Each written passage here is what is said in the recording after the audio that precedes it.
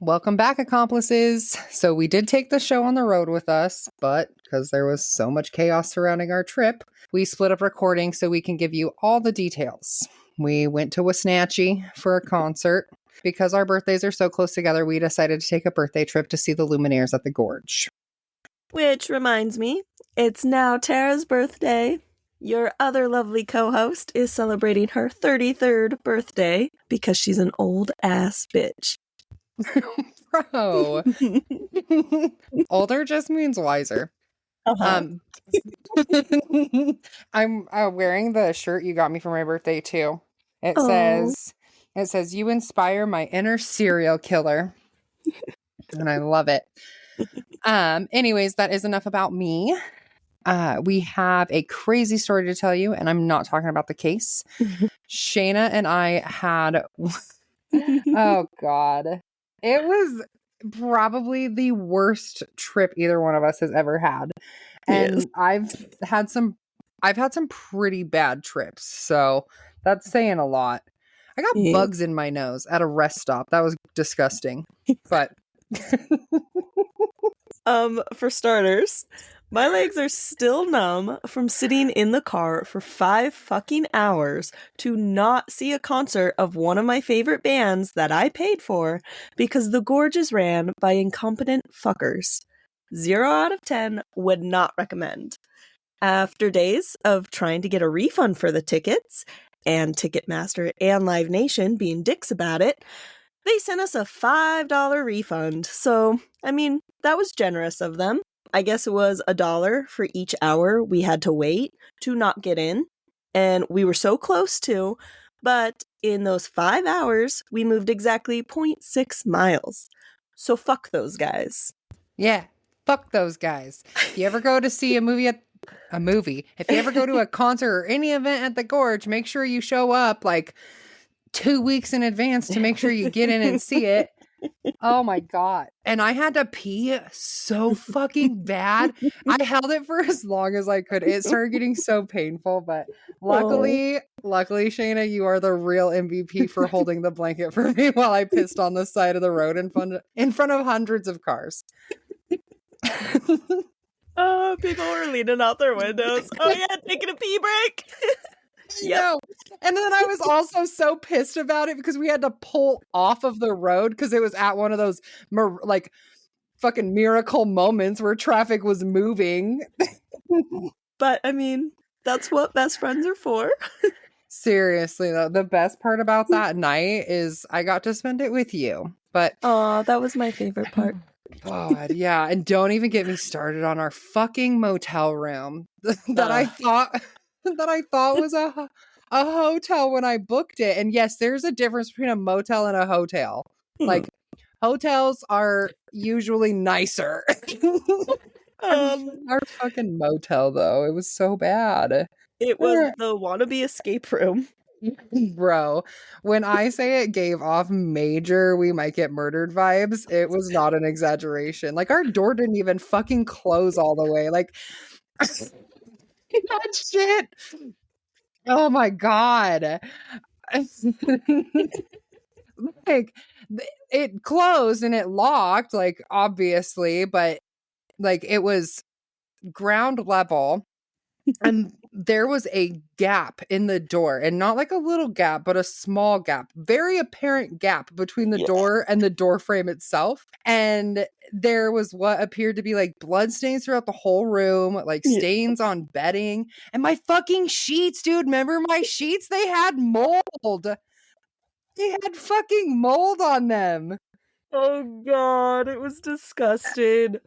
Oh my god. Oh, and the bar of soap from the people who stayed before us, at least I hope it was, just from the previous ones. The bar of soap was still in the shower. I know, they didn't clean it all. It wasn't like hidden. It was there. So. And then they just had like loose toilet paper on the back of the toilet too. Did you see that? Yeah. Oh, and let's not forget about Jack in the Box. Fucking Jack in the Box, They dude. don't have any soda, but somehow they have Diet Coke and Mellow Yellow, which apparently aren't sodas. So if you're looking for a soda alternative, try those. Oh my god, that little fuck. Oh, you're so lucky we didn't have taco sauce. No, bitch. That fucking night was so bad. You're fucking lucky you didn't have any fucking taco sauce. 'Cause that little shit probably would have put it on my tacos and I would have chosen violence. God. I'm pretty sure that kid was higher than I was, too. Oh my gosh. So, if you're ever at Jack in the Box on 5th and Chelan in Wisnatchie, just know they don't have regular fries, no soda, and no taco sauce. Bro, I was even afraid to ask for dipping sauce for those dry ass curly fries because they probably didn't have that either. Probably not. Dude, or at least not the one I wanted. I always like the honey mustard.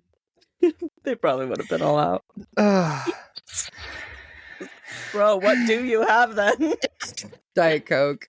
Diet Coke. That's not so. Fuck. Oh my gosh. Then the next day after that catastrophe, we went to Leavenworth. But Leavenworth was also a bust. Because we paid, what was it, like $7-8 for parking? Yeah. We ended up staying for 40 minutes because half the shit we wanted to do there was closed. Dude, I was so pissed about that too. It would not let me like lessen the time for the parking. It would only allow me to add more time. I'm like, oh, fuck me, man. The only $5. What? No, five. It was like for $1. Yeah. Oh, fuck. Like the only silver lining with Leavenworth is that we did get our Christmas ornament, so that's a plus. Even though I was pretty bummed that they didn't have the ones I usually get for my yearly ornament. And I was also really looking forward to having lunch at the Loft, but they were closed. So yes, there's that place. Oh yeah, and Subway had $15 6-inch subs. So Dude. I mean, what a steal. Oh my god. But those tacos, I would go back for those tacos. Those tacos are worth it. Oh my god, those are the best things ever. There were some highlights to the trip. Those tacos were bomb as fuck. Yes. And it was pretty funny when we drove by the killer husband. I will say, we don't know that he really did kill his wife, but it was a Stingray and the license plate said Carol on it. But it was just some old dude driving and he looked a little sus. Oh my god. He was wearing fucking gloves, dude. He was wearing gloves. And not like latex gloves, like, oh, I just have like fucking moisturizer on my hands and like keeping them covered. He had cloth fucking gloves. Cloth gloves. And they were black. So you couldn't see any stains. God. I'm serious. Try changing my mind. Carol was probably in pieces in the trunk anyways. She was probably there. Oh, gosh. Anyways, that's probably enough about the nightmare of the trip. We still have a howling case for you, and you'll get that reference later.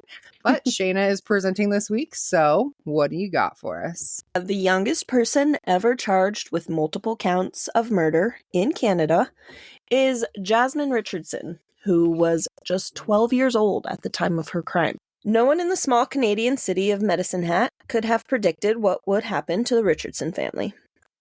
On April 23rd, 2006, the bodies of the Richardson family were discovered in their home by a 6-year-old neighbor boy who came to play with his friend Tyler. The boy spotted what he thought was a dead body through a first-floor window. He ran home and his mom called the police.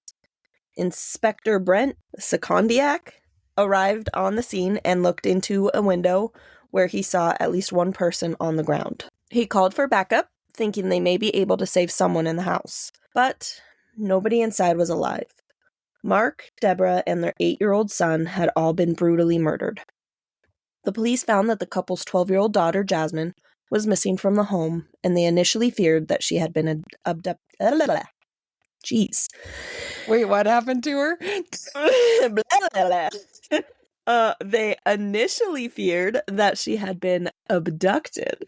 Only when a guidance counselor discovered a hand-drawn comic in her school locker did officials realize they were dealing with something different. The comic depicted a girl setting a house on fire with her family inside, then fleeing the scene with her boyfriend. That's Jasmine. fucking crazy. Right? God. Yeah. Jasmine, again, just 12 years old, and her 23-year-old boyfriend, Jeremy Steinke. What? Who, yeah.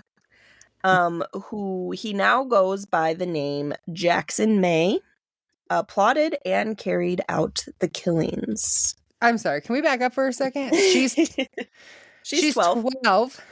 And he's 23. That's a pretty hefty age gap there, bud.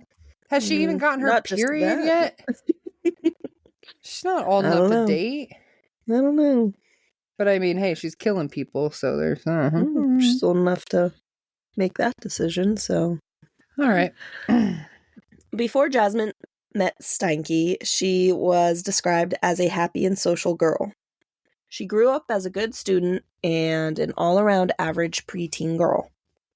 At around age 11, she adopted a new style, dressing in dark clothes and applying thick eyeliner in order to make herself in order to make herself look much older than what she was. I'm sorry, I gotta stop you again, because this question just popped into my head. How does a 12-year-old even meet a 23-year-old?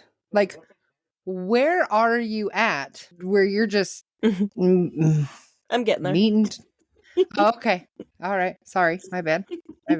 Continue. Apologies for interrupting. I love that Jason was in the background going, what the fuck? Yeah. My recording space and the game room are all in one, so... He hears my side of the conversations.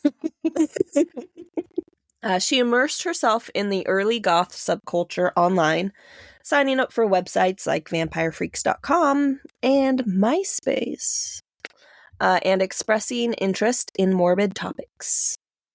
Her username on there was Runaway Devil, falsely said that she was 15 years old, and ended with a text, quote, "Welcome to my tragic end," end quote.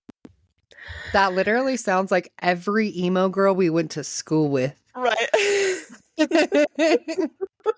With their back-combed hair and their raccoon eyes.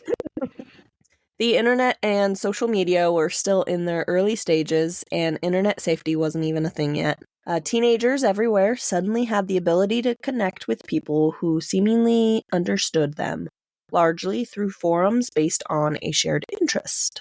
At first, Jasmine's parents thought she was simply finding herself and forming her own identity, as is normal for a teenager. But when Jasmine started going to local rock shows and befriending older members of the scene, her parents decided to apply stricter rules for her safety, as good parents would. Though 12-year-old Jasmine initially met 23-year-old Jeremy at a punk rock show in 2006, the two kept in touch over online forums, such as vampirefreaks.com and Nexopia, I think is how you say it. It was a popular website for young Canadians. They had started a secret relationship. Various messages they sent to each other were available to the public before the accounts were permanently removed by Nexopia staff. Jeremy Steinke was a goth and, from the age of 13, was a self-proclaimed 300-year-old werewolf with the ability to eat people. Did you just say he was a 300-year-old werewolf? Yep. So now it's a 300-year-old werewolf with a 12-year-old? Yep. All right, I'm intrigued. He allegedly told his friends that he liked the taste of blood and wore a small vial of blood around his neck. Jasmine immediately became enamored with him and the golf. Oh, so they golf now too? Yep. Werewolves golf? The golf lifestyle. The goth lifestyle.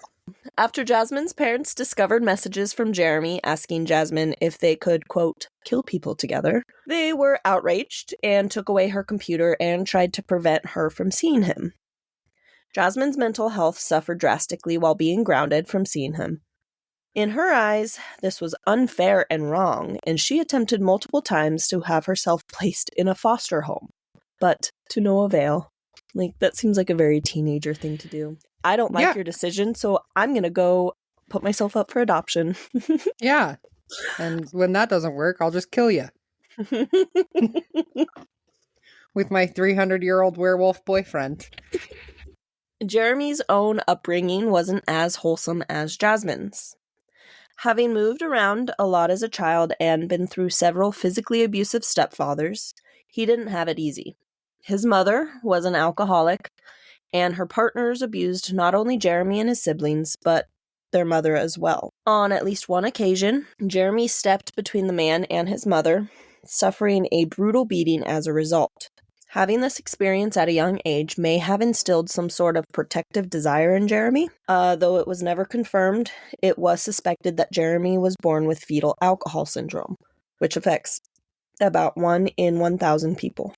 He dealt with ADHD and struggled with bullying at school, often referred to by classmates as Jeremy Stienke. By the time he met Jasmine, he had already attempted suicide. It's possible that, despite his low self-worth, Jeremy saw the opportunity to protect Jasmine from her abusive parents as a chance to be a hero. The Richardson family's mental health issues led Deborah and Mark to seek family therapy, which helped until Jasmine began sneaking out to see Jeremy. Jasmine grew increasingly frustrated and angry that her parents were keeping her away from him. She expressed this freely to Jeremy. One of the messages from an online account from Jasmine to Jeremy read, quote, "I have this plan. It begins with me killing them and ends with me living with you." End quote. Though Jasmine had discussed plans to kill her parents with friends on more than one occasion, none of them ever took her seriously, which later, during trial, she claimed she never meant it, that it was just stupid talk. So this was like a long time coming, like... Yeah. Wow. That's crazy. And then also, I kind of just want to backtrack a little bit to the part about him saying he wanted to be a hero, because I chuckled to myself, because all I just thought was like, well, yeah, Wolverine was a hero. Is that fucked up? No, not as fucked up as a 300-year-old werewolf who's really a 23-year-old man dating a 12-year-old. 23-year-old fucking pervert. Yeah. So, Jeremy, of course, was receptive to the idea, replying, quote, "Well, I love your plan, but we need to get a little more creative with, like, details and stuff." End quote. Creative? Yeah, creative, yeah. Yeah, can't just kill them. They gotta be creative with it. Stick them through a cricket machine. That's creative. I love my cricket machine, by the way. Fucking wood chipper or something. I don't know. He's had 300 years to just, think about it, so you'd think he could get creative with it. Well, you think after 300 years, this probably isn't his first rodeo. I mean, the guy's got to eat, right? And so the two of them began to make a plan. Jeremy posted messages to his blog railing against Jasmine's parents.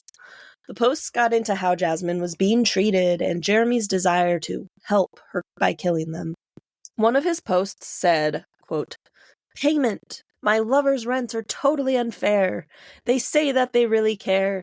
They don't know what is going on. They just assume. As their greed continues to consume, she is slowly going insane. She continues to think that I came into her life to help her out and to stop what they keep trying to shout. It's all total bullshit. Their throats I want to slit. They will regret the shit they have done, especially when I see to it that they are gone. They shall pay for their insolence. Finally, there shall be silence. Their blood shall be payment." End quote.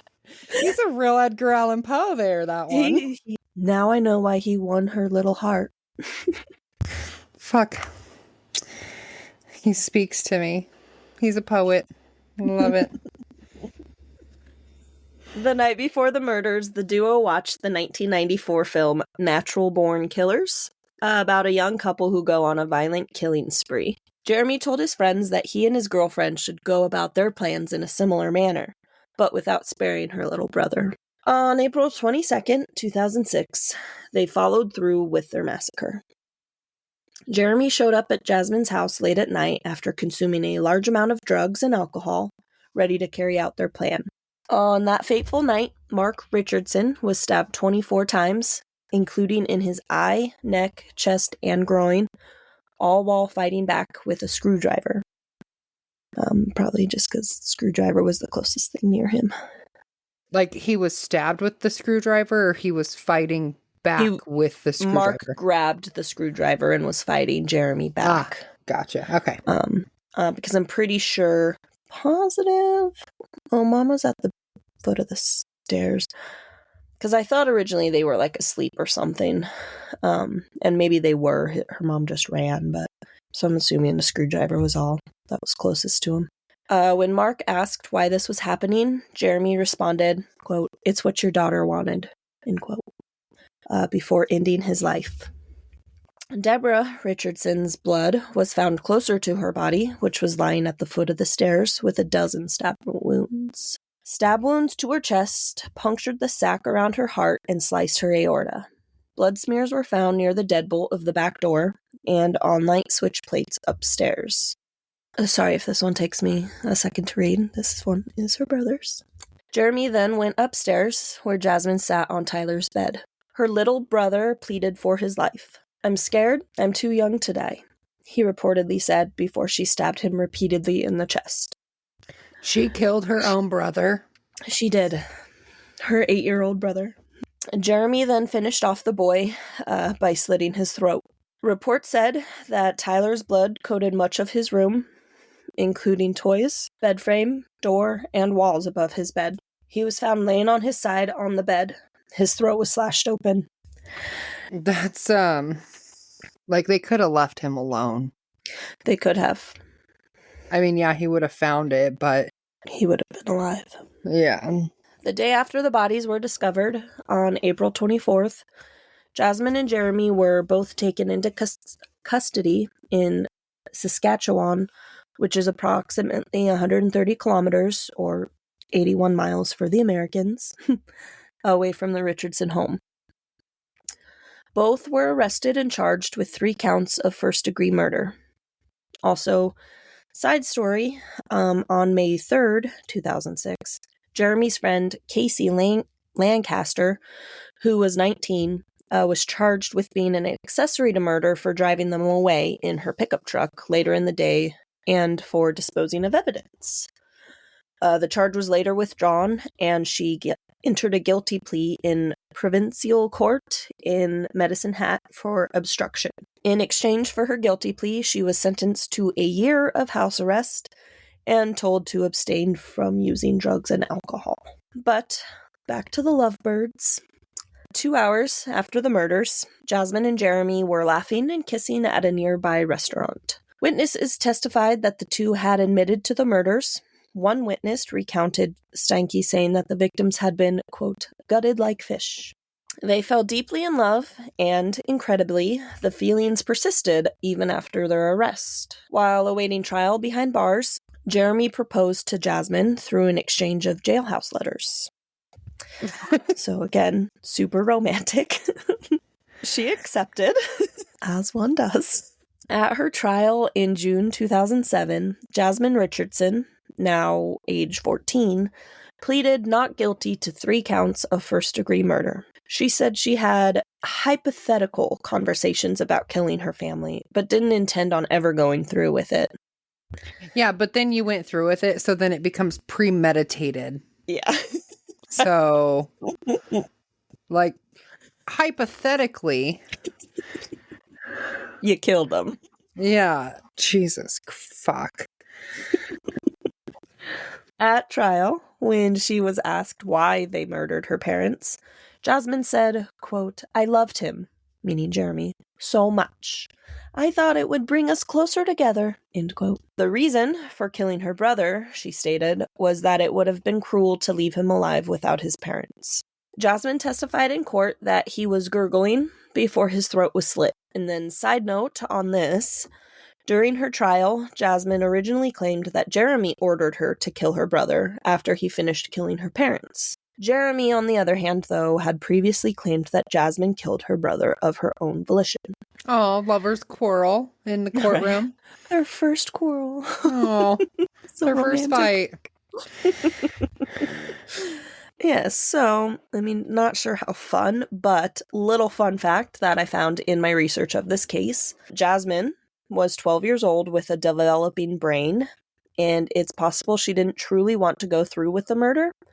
When an older individual grooms a child the way Jeremy had, it can lead to psychological dependence. Adding in that Jasmine's prefrontal cortex was years away from fully developing, it's plausible that Jasmine could have become so attached to Jeremy that she was willing to eliminate anything that stood between them. But, anyways, the trial lasted approximately a month, and in July of 2007, after 3 hours of deliberation, the jury brought back the verdict, guilty on all 3 counts. In November of 2007, Jasmine was sentenced to 10 years imprisonment, which is the maximum sentence allowed by the Youth Criminal Justice Act. The act states that any convicts who were under the age of 14 at the time they committed the crime cannot be charged as adults and can be given a maximum sentence of 10 years. Jasmine's sentence included credit for 18 months' time served, with 4 years to be spent in a youth psychiatric facility,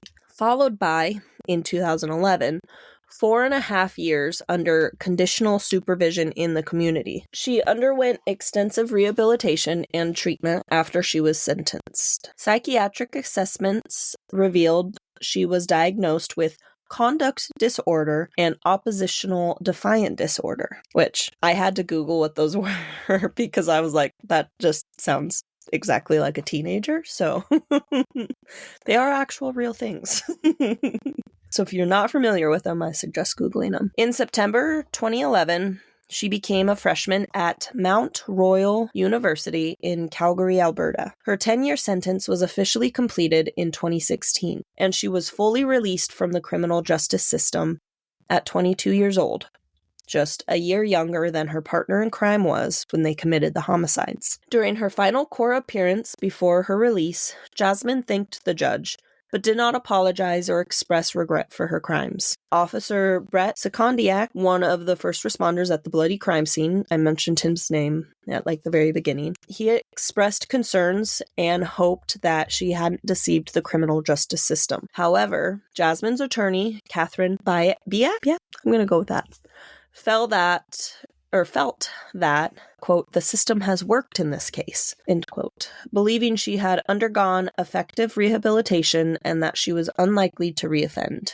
Biak also noted that Jasmine's youth criminal records would be sealed after a 5-year period of Jasmine not committing any crimes as an adult. That's bullshit. Yeah. Justice Scott Broker of the Court of Queen's Bench later remarked to Richardson, I think your parents and brother would be proud of you. Clearly, you cannot undo the past.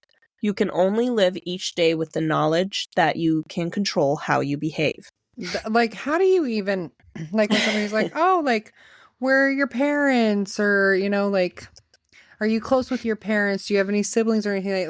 What do you say? I killed a mom.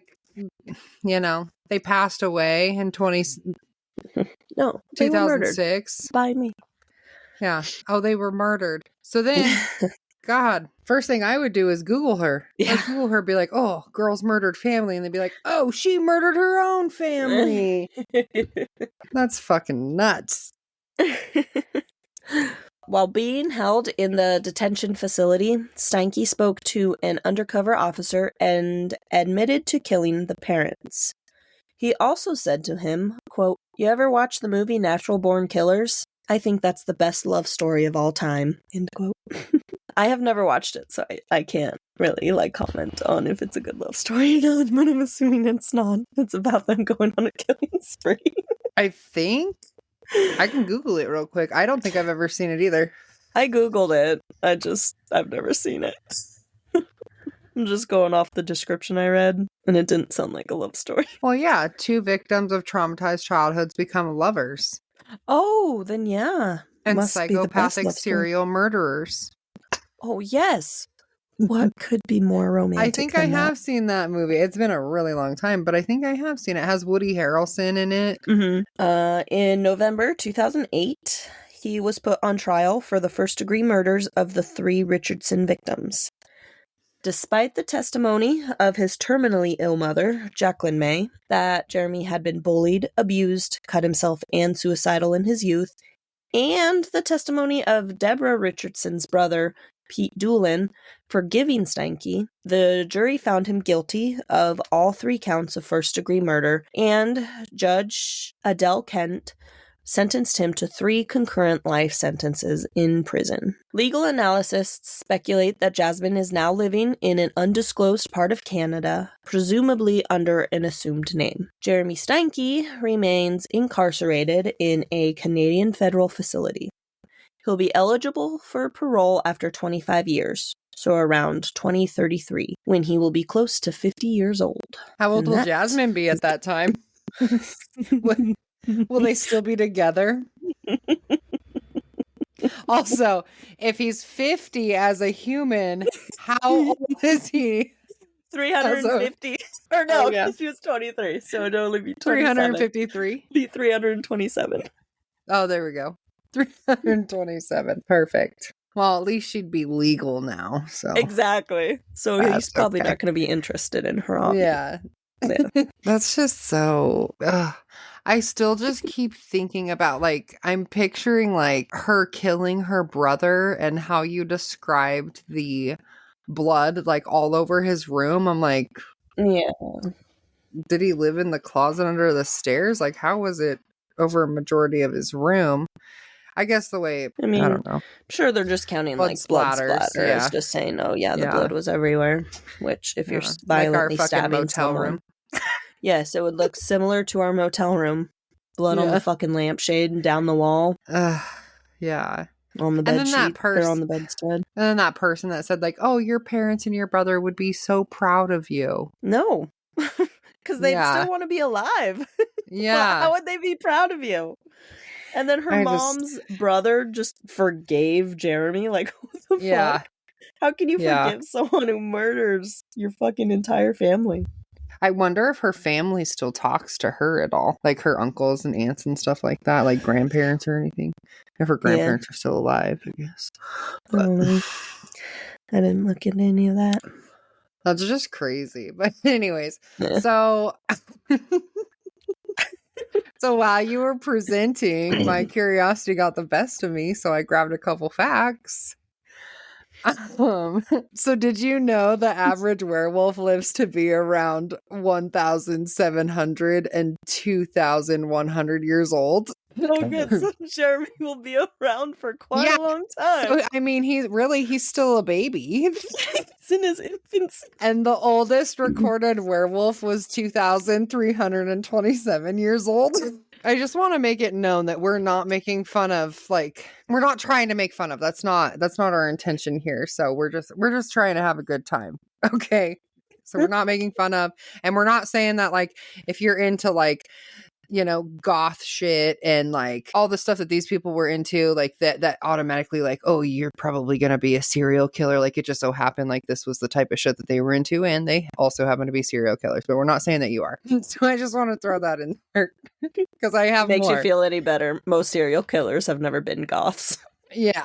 Yeah. Most of them have pretty high IQs as well. So I also found that the earliest surviving example of human to wolf transformation is found in the Epic of Gilgamesh from around 2100 BC.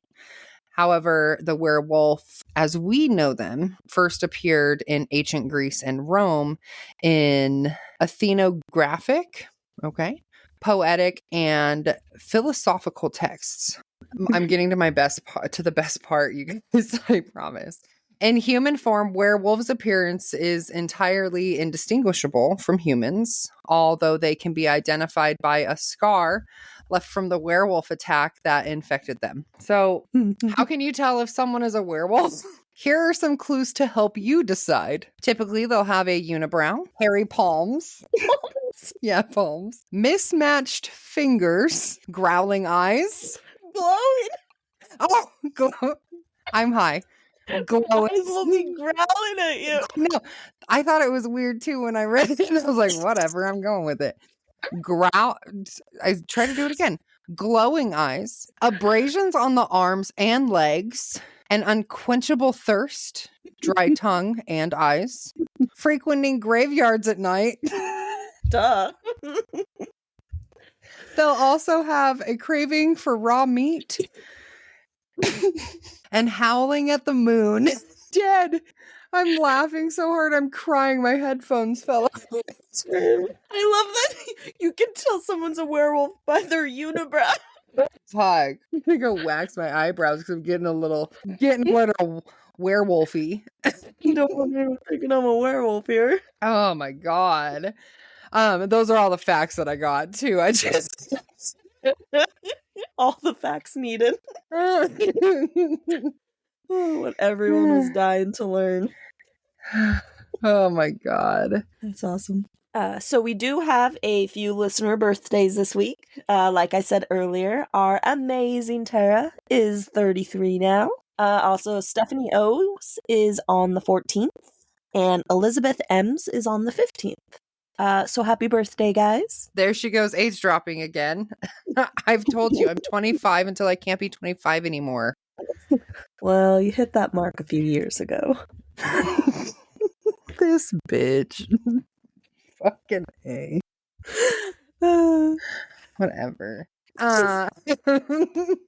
So we say it every week, and you may think that we're kidding, but we do want to hear from you. Hit us up on Facebook, Instagram, or by emailing us at thickthighsmurdervibes@gmail.com. And don't forget to catch us next week for a new episode and a special guest host. Ooh. We're getting out of here, guys, so bye. Bye.